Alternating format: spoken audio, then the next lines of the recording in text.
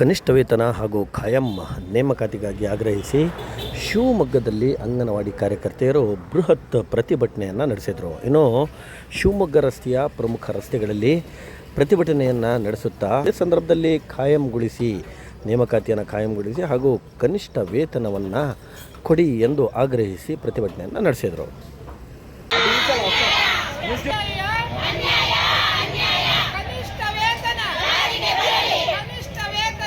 ¡Chao!